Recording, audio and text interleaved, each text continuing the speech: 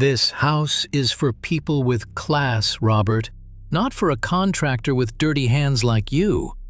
Sign the papers, leave the keys on the table, and get out. Oh, and don't worry about the mortgage. My lawyer says you'll still be paying for it. Those were the last words my wife said to me in the kitchen I designed myself, while her 20-year-old daughter laughed and toasted with cheap champagne.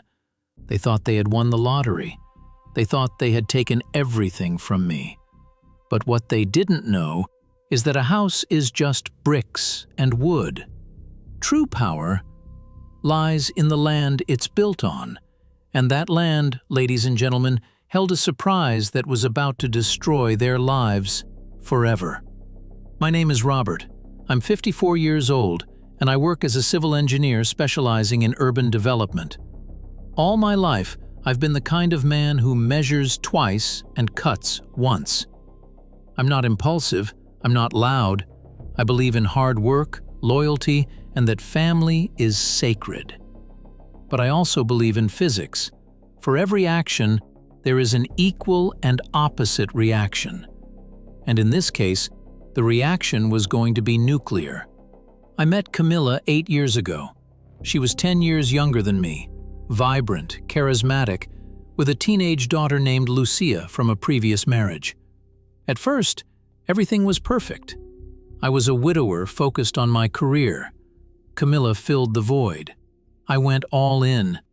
I paid off Camilla's credit card debts, about $45,000.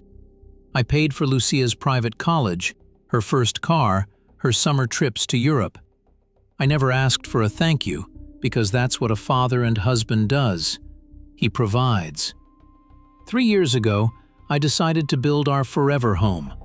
I used a premium plot of land in an exclusive area with mountain views. I designed a smart home, 6,000 square feet, Italian marble, infinity pool. I poured my soul into that house. I invested nearly $1.2 million of my savings to build it mortgage-free. But as soon as we moved in, the dynamic changed. Camilla stopped working. Lucia, now 22 and living rent-free, started treating me like the help. I became a stranger in my own home, an ATM with legs. The breaking point came 6 months ago. I noticed strange withdrawals, consulting fees. Turns out, the consultant was a 28-year-old personal trainer named Javi. I didn't confront them immediately. As an engineer, I collect data first.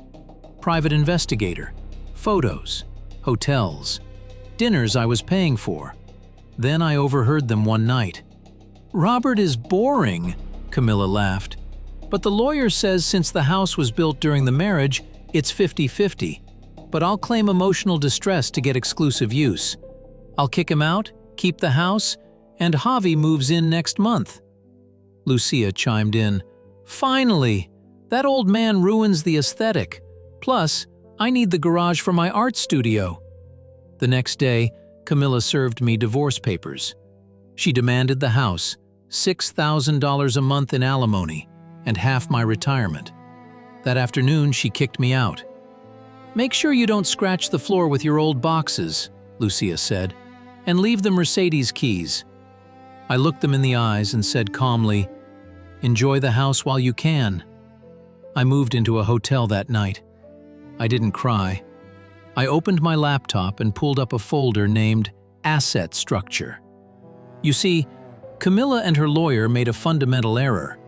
They assumed I owned everything directly. Wrong.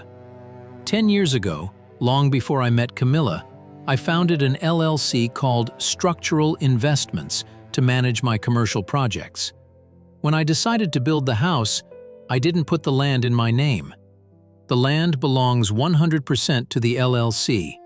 I, Robert, as a private individual, signed a ground lease contract with my own company. This means the house, the physical structure, was marital property. But it was parked on rented land. And here is the beauty of the contract. Clause 14B. The ground lease is non-transferable. In the event of divorce or change of primary occupant, The lease terminates automatically in 30 days. The landowner has the right to demand removal of the structure or charge market rent with a 300% penalty for unauthorized occupancy. I had the nuclear button. I just waited for the right time to press it. The final mediation was 3 months later. Camilla was there with Javi and her lawyer. Her lawyer started aggressively. My client keeps the primary residence. Robert gives up his 50% share of the structure in exchange for no retroactive alimony. My lawyer smiled and slid a single document across the table. "We agree," he said. "Really?" Camille. "Yes," I said. "I'm gifting you the house. The structure is 100% yours. Sign here." She signed fast. She thought she broke me. "Congratulations," I said. "The house is all yours, Camilla, but you have a problem." "What problem?" "The house is on my land, and my company just canceled the ground lease." I placed a notarized letter on the table. Option A, you move your house, literally, pick up the bricks and leave. Option B, you sign a new lease. Since you are now unauthorized occupants, the rent is set at $12,000 a month, plus a penalty for the last 3 months. That's $36,000 due now, or I seize the structure to cover the debt. The silence was absolute. "You can't do that!" Lucia screamed. "It's my house!" "No, dear," I replied. "It is your house, but it's on my planet, and the rent is due." Camilla didn't have $12,000 a month. Javi disappeared the moment the free ride ended. They tried to sell, but nobody buys a mansion with a land dispute and exorbitant rent. It was a toxic asset. After 60 days of non-payment, my company seized the house to cover the debt. I legally recovered my home, now fully owned by my company, free of any marital claim. On eviction day, Camilla was crying on the curb with garbage bags of clothes. She grabbed my arm. "Robert, please. We have nowhere to go. I love you. I made a mistake." I looked at her cold eyes. "No, Camilla. You made a choice.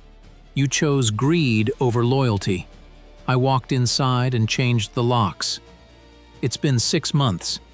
I sold the house through the company for $2.4 million. I bought a small cabin by a lake and reinvested the rest. Camilla and Lucia are in a small apartment. Lucia is working as a receptionist. Camilla is broke. People say I was too harsh. But revenge isn't about being cruel, it's about restoring balance. They wanted to leave me on the street with nothing. I just played by the rules they chose to ignore. Today, I sleep peacefully. My conscience is clear, my bank account is full, and I have my dignity back. Always protect your assets, know the law, and never let anyone mistake your silence for weakness. Sometimes, the best move is letting your enemy think they've won, right before you pull the rug out from under them.